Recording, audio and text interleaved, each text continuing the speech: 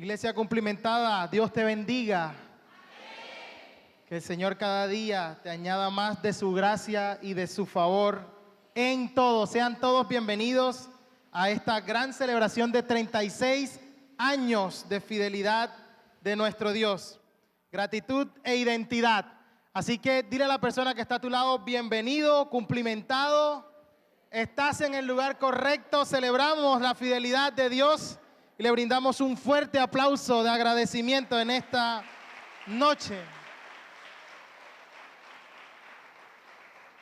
En medio de esta celebración, como les decía ayer, decidimos hacer algo muy de la casa. Y qué talentos hay en casa, ¿no creen? A estas alturas hemos visto todos los dones, habilidades a toda escala de edades, desde las niñas hasta, bueno, ya ustedes saben. Hasta las doncellas mayores. Ese nombre está todavía más, gloria a Dios. Y hemos dicho que en esta celebración nuestro tema, además de gratitud, es identidad. Y es que tener clara nuestra identidad nos va a permitir tener clara cuál es nuestra misión. Amén. Saber quién somos nos permite entender qué debemos hacer y cómo debemos hacerlo. Para eso es necesario que tengamos claro qué somos, cómo debemos comportarnos, qué debemos hacer. Normalmente, cuando se habla de identidad, hay un concepto muy común que seguramente usted ha escuchado. Y es el concepto de ADN. ¿Usted ha escuchado el concepto de ADN? Bueno, el ADN es un ácido en nuestras células que contiene todas las instrucciones genéticas. Todo lo que nosotros somos y todo organismo vivo tiene en el ADN toda la información genética. Es más, cuando se quiere hacer una prueba de paternidad, lo que se busca en el ADN es si es o no es hijo, ¿cierto? Entonces, esta metáfora nos va a ayudar en esta noche para ilustrar cuál debe ser nuestro ADN como miembros, como parte del cuerpo de Cristo, como parte de la iglesia del Señor. ¿Cuál es nuestra identidad? Entonces, esta prueba de ADN nos va a servir si somos o no somos. Amén. Porque estas características, como decía nuestra hermana Diana en el día de ayer, es lo que nos diferencia, es lo que nos hace único. Y para mirar estas características me gustaría ir al origen, al momento en que un grupo de creyentes pasa a ser ya una comunidad, pasa a reunirse, el momento en que los creyentes conforman una comunidad. Está en el libro de Hechos de los Apóstoles. Esta es la base de la iglesia primitiva. Hechos capítulo 2, verso 42. Cuando lo tenga me puede decir amén. Amén. Hechos 2, verso 42. Dice así la palabra del Señor. Y perseveraban en la doctrina de los apóstoles, en la comunión unos con otros, en el partimiento del pan y en las oraciones. Y sobrevino temor a toda persona, y muchas maravillas y señales eran hechas por los apóstoles. Todos los que habían creído estaban juntos y tenían en común todas las cosas. Y vendían sus propiedades y sus bienes y los repartían a todos según la necesidad de cada uno. Y perseverando unánimes cada día en el templo y partiendo el pan, en las casas, comían juntos con alegría y sencillez de corazón, alabando a Dios y teniendo favor con todo el pueblo. Y el Señor añadía cada día a la iglesia los que habían de ser salvos. Este conocidísimo pasaje del Nuevo Testamento se encuentra en el contexto del nacimiento de la iglesia. Hasta este momento que ha ocurrido, tal como Jesús lo había prometido, se lo había dicho a sus discípulos, ellos habían recibido el Espíritu Santo. Todo el libro de Hechos se mueve a partir de ese gran eje en el capítulo 1, verso 8, donde está la promesa de recibir poder y ser testigos de todas estas cosas hasta lo último de la tierra. Después que ese evento ocurre, Pedro se tira el primer sermón apostólico. Y en este sermón que Pedro predica pasa algo asombroso y glorioso. ¿Qué sucede? Bueno, según la Biblia se convierte en unas 3,000 personas. ¿Usted se imagina eso? Y esto es tremendo. Y cuando dice de que se convierten es que realmente se transforman. Y este pasaje está en ese contexto. Lo que ocurre con esas personas después de escuchar un mensaje del apóstol Pedro que hablaba acerca de Jesús. Esta gente empieza a sentir un peso en su corazón. Esta gente es traspasado por la palabra de Dios.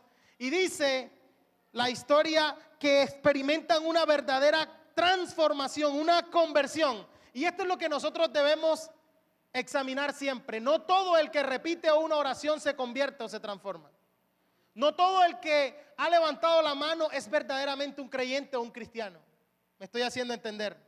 Tiene que haber una evidencia y esa evidencia es la transformación de haber sido renovados, de haber sido llenos verdaderamente del Espíritu Santo. Ahora, la llenura del Espíritu Santo produce necesariamente una transformación. Y lo que el texto en esta noche nos está diciendo es que esta transformación es total. Los intereses se transforman, las emociones se transforman, las prioridades cambian, los pensamientos cambian, las emociones y la voluntad es transformada cuando alguien es lleno verdaderamente del Espíritu Santo. Cuando alguien se vacía por completo y Dios lo llena, es transformado. Experimentamos verdadera transformación.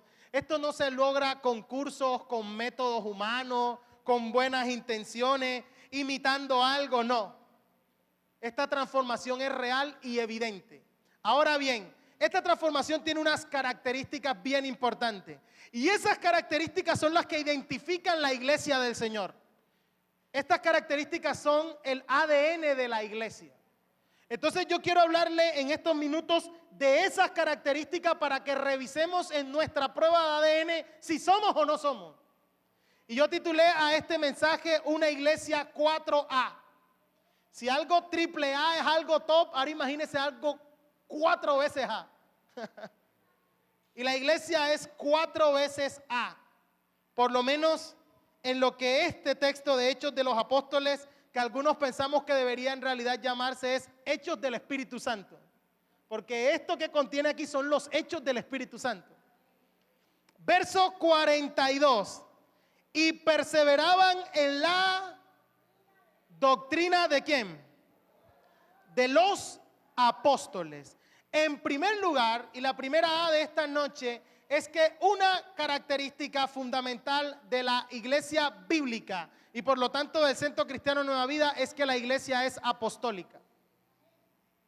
La iglesia es apostólica. Yo sé que a usted le pasa como me pasa a mí con este término tan abusado hoy en día, en una apostolitis aguda que hay hoy en día.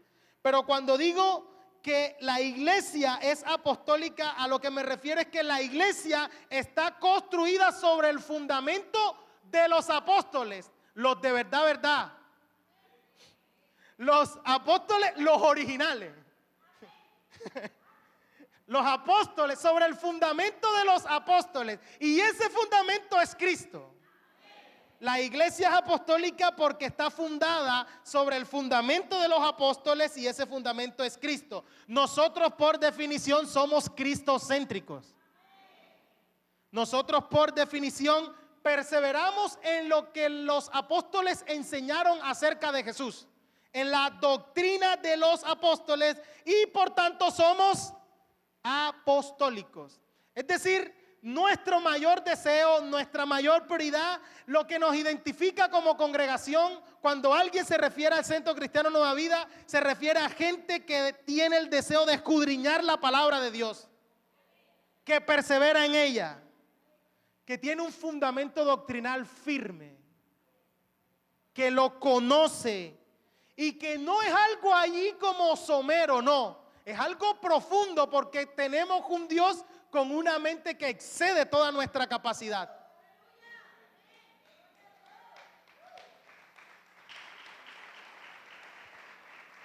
Esta iglesia tiene hambre por la palabra de Dios. esta iglesia quiere perseverar en ella. Quiere que el mismo espíritu que inspiró la palabra, ahora como nos llena, nos guía a toda verdad. Ese es el deseo. Y así como la iglesia primitiva perseveraba en la doctrina de los apóstoles, es decir, se dedicaba continuamente a ella, a escuchar las enseñanzas, a obedecerla, no escuchar un sermón dominical, no. Perseverar significa estar continuamente, volcarse por completo, dedicarse. Hay una devoción por la palabra de Dios. Así somos nosotros, amén. Nosotros estamos completamente rendidos a ella. Y por eso nosotros somos apostólicos. Así que cuando usted le pregunta, oigan, ¿y en tu iglesia hay apóstoles? Usted le dice, sí, los originales. Perseveramos en la doctrina de los apóstoles. ¿Has escuchado hablar del apóstol Pedro? Bueno, ese. De Juan, ese. Uno Mateo, ese. Uno que llegó de último, dice él mismo, como un abortivo. Uno y que Pablo, bueno, en lo que ellos enseñaron acerca de un fundamento que se llama Cristo Jesús. En eso perseveramos, en eso estamos fundamentados. No el apóstol Luis Fernando, el apóstol Pipe, no. Fundamento de los apóstoles. Los apóstoles enseñaban todo sobre Jesucristo. Lean el primer sermón de Pedro para que vean ustedes. Lean las enseñanzas del apóstol Pablo. Dice, no me propuse hablar entre ustedes nada más que a Cristo y a este crucificado. No tengo más nada que decir sino esta buena noticia. Y en eso nosotros perseveramos. La iglesia está construida sobre un fundamento que los apóstoles establecieron y ese fundamento es Cristo. Así que, hermano, esta es la única enseñanza capaz de sostener la iglesia. No son cosas novedosas. Todo lo que sea novedoso y atente contra este fundamento hay que desecharlo. Nosotros nos caracterizamos por la disposición continua a enseñar y a usar bien la palabra de verdad. Ni le añadimos nada, pero tampoco le quitamos nada. Eso es usar bien, y esta es una de las cosas que más debemos prestar atención en nuestros días. Hoy celebramos 501 años de la Reforma Protestante. Un día como hoy, un monje llamado Martín Lutero en 1517, allá en una catedral en Alemania, puso ahí en lo que sería hoy el muro de Facebook, 95 tesis para revisar. Revisemos todo esto, dijo Martín Lutero, allá en Wittenberg. Y una de los pilares que dio origen, Martín no sabía a lo que venía, pero uno de los pilares a lo que dio origen esta reforma protestante es que decía, solo escritura. La escritura es suficiente, es el fundamento de todos y de todo. Estamos fundamentados sobre ella, la escritura es suficiente, amén. Entonces, en primer lugar, somos una iglesia apostólica porque estamos fundamentados sobre el fundamento de los apóstoles. En segundo lugar, somos una iglesia amorosa.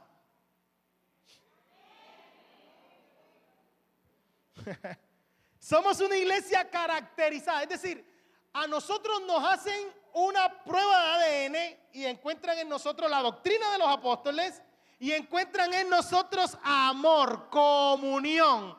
Dice el verso 42, la parte B, en la comunión unos con otros y en el partimiento del pan. La palabra que aparece para comunión es koinonía, aparece allí. Esta es una iglesia que entiende que hay que ir más allá de la doctrina, que el conocimiento envanece pero el amor edifica. Esta es una iglesia que entiende que se puede tener la doctrina suficiente para probar a los que dicen ser apóstoles y hallarlos mentirosos y aún así quedarte corto en amar a Dios como al principio, como le pasó a la iglesia de Éfeso. ¿Me estoy haciendo entender? Esta es una iglesia que lo que sabe lo lleva a la práctica. Esta doctrina la experimenta y lo va a llevar a la práctica. ¿Y cómo lo lleva a la práctica? Amando a quien está a su alrededor. Es natural que una iglesia que está llena del Espíritu Santo ame, porque el amor es parte del fruto del Espíritu. Entonces, si esta iglesia está llena del Espíritu Santo, es una iglesia amorosa. Pasa de la teoría a la práctica, de la doctrina a la aplicación. Y aquí aparece esto hermoso, la koinonía. Al ser llenos del Espíritu Santo, experimentamos un deseo de estar con mis hermanos. Hermanos, si usted no tiene ese deseo de compartir con sus hermanos de esta congregación, lo que tiene que revisar es su llenura del Espíritu Santo. Cuando nos falta el deseo de estar en comunión, cuando decimos yo debería estar hoy en un martes de oración, ¿yo qué digo? ¿Qué hago aquí? Yo debería estar con mis hermanos adorando junto al Señor. Bueno, sabemos que el Espíritu Santo realmente está trabajando en nosotros. Hace algunos días comentaba con algunos de los participantes de toda esta muestra de talento que hemos visto el día de hoy y le decía, ¿sabe? Lo verdaderamente importante no es la presentación del día de hoy, ni de ayer. Eso es un punto, esa es la cereza. Lo verdaderamente importante fue todo el proceso que se tuvo que dar para que esa presentación hoy se diera. Que nos tuvimos que unir, que nos tocó ceder, que tenemos diferentes formas de pensar y opiniones, pero entonces me tocó guardarme la mía con tal de sacar juntos un proyecto.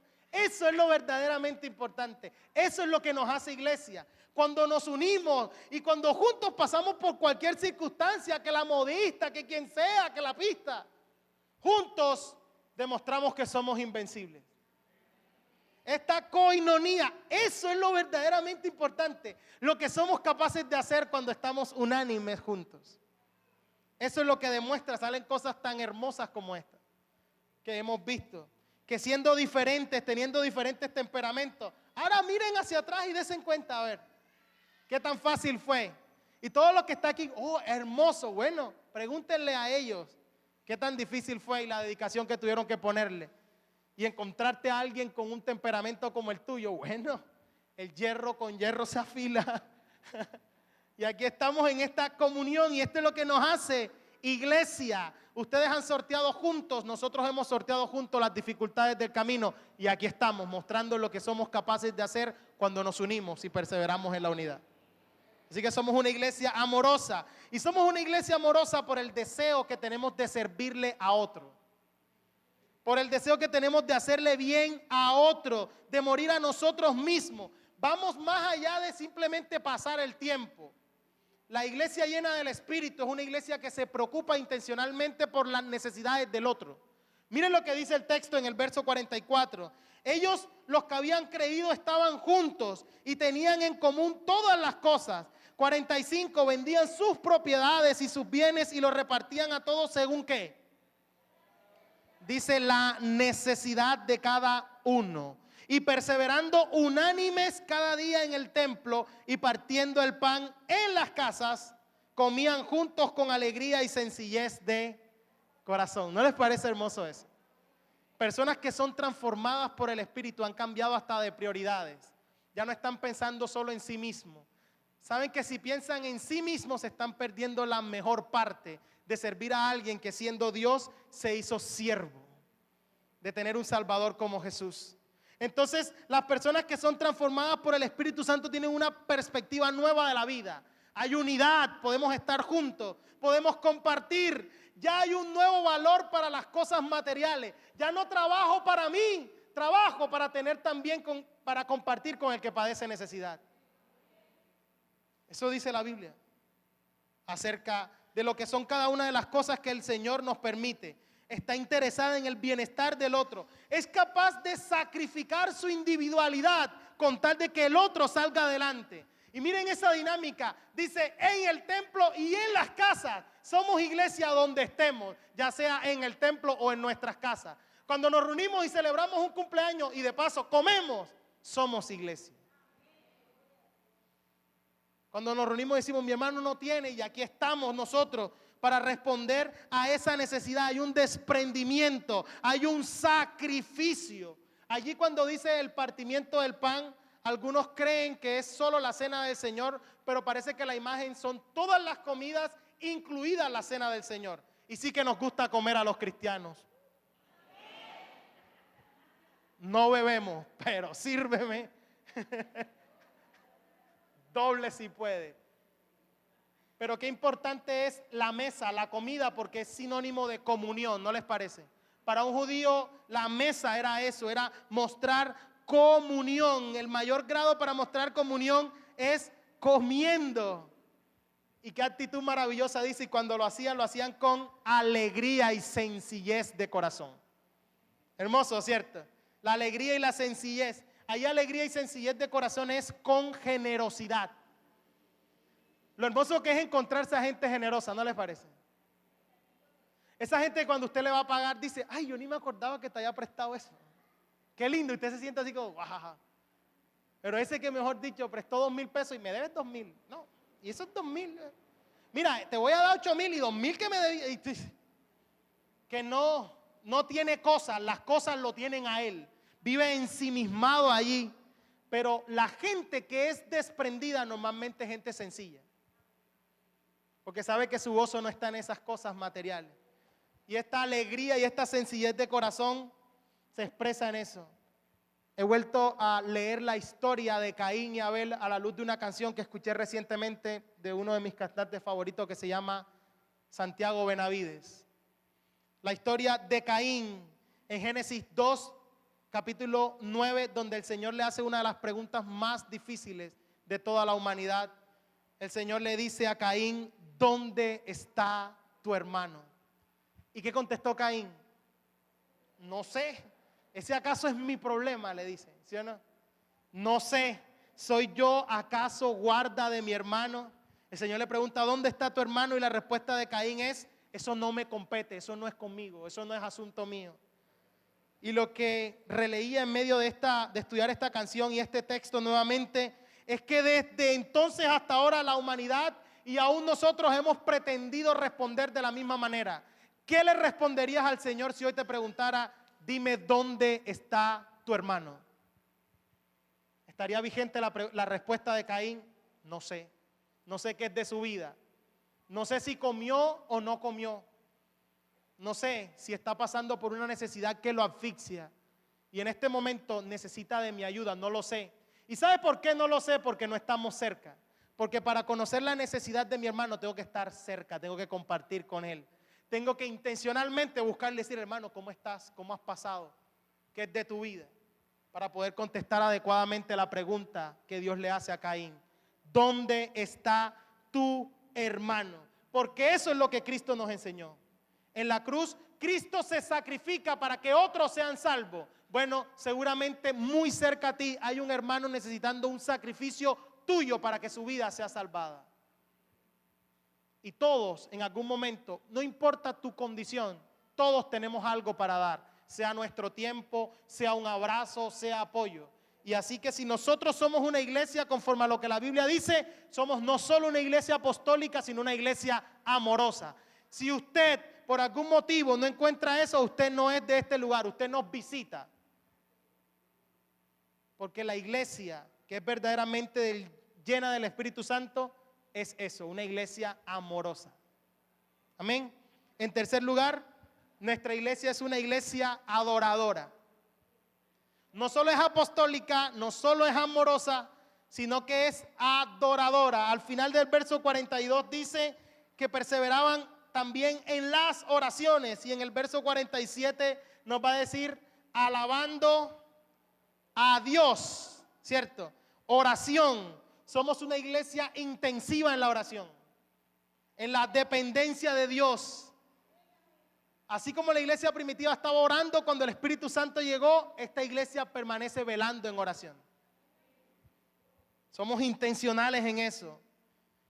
Entendemos que para comenzar la gran comisión, primero hay que rogar al Señor de la mies, envía obreros a tu viña, ya a tu mies.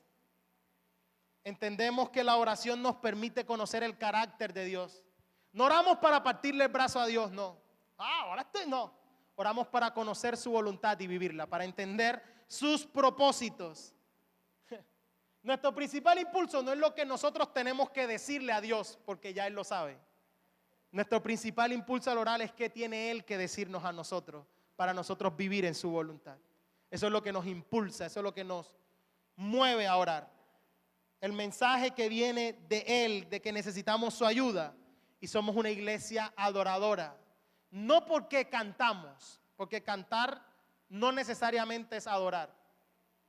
Cantar y danzar es una expresión de adoración, pero cuando hablo de adoración me estoy refiriendo a que tiene que ver con todas las manifestaciones que adorar significa. La obediencia, la entrega, nos rendimos por completo a su voluntad. Esta iglesia entrega la vida, no entrega solo bienes materiales, entrega la vida. Nosotros nos rendimos por completo a Él. Amén. Y fíjense que nosotros podemos ver en este texto que esta iglesia reflejaba el carácter de Dios, al Dios que adoramos.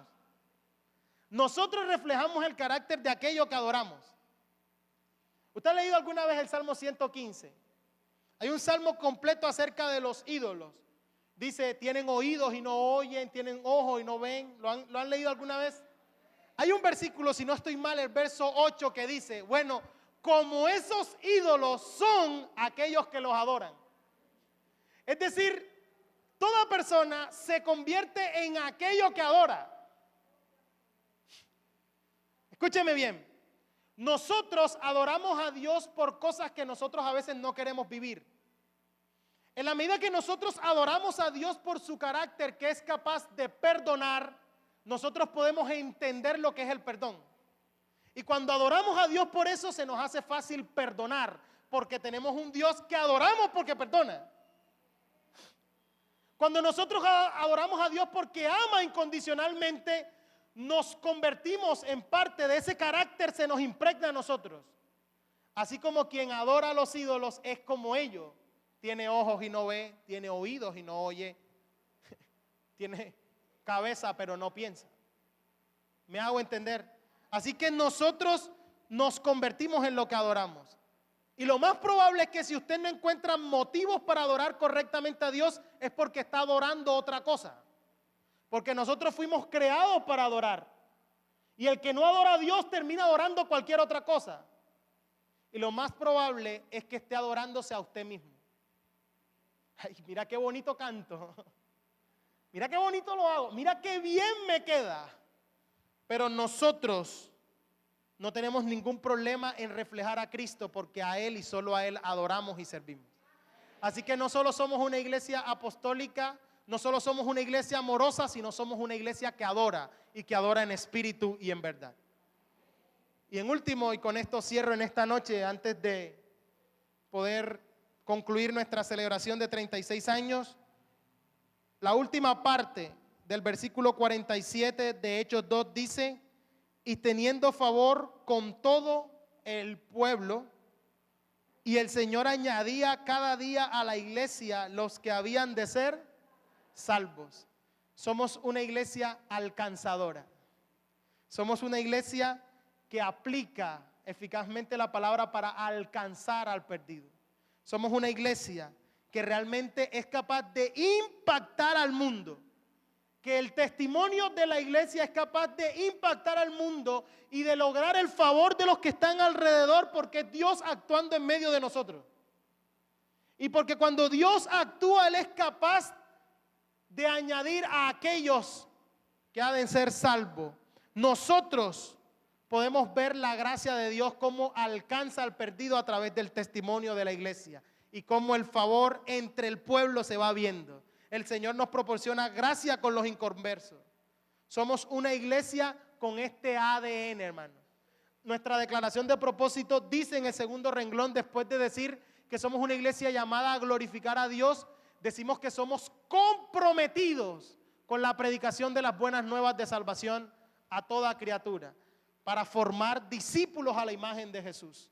No formamos discípulos a la imagen de ningún líder, sino a la imagen de Cristo, porque a eso fue lo que el Señor nos llamó. Estamos involucrados con la obra de Dios en alcanzar al perdido. Amén. Entonces, somos una iglesia 4A. Somos, en primer lugar, somos apostólicos. En la doctrina de los apóstoles, en la obediencia, en las instrucciones, creemos y obedecemos la enseñanza de Jesús a través de sus apóstoles. Y una iglesia llena del Espíritu Santo, y decía John Stott, es una iglesia apostólica. En segundo lugar, somos una iglesia amorosa. Nos relacionamos unos con otros en el partimiento del pan, en la ensalada de cumpleaños, en el arroz con pollo, en el sancocho, en todo. En todo cuanto nos podemos relacionar, nos relacionamos, pero no solo para pasar tiempo, sino para apoyarnos los unos a los otros y aliviar la carga de aquel que tiene necesidad, porque nos cuidamos amorosamente el uno al otro. Así que una iglesia llena del Espíritu Santo es una iglesia amorosa. En tercer lugar, somos una iglesia adoradora. Para nosotros Dios es el centro de nuestra adoración. Y lo hacemos no solo cuando estamos en el templo, en la casa, en nuestro trabajo, donde estemos, adoramos al Señor con nuestra vida, oramos y dependemos de Él.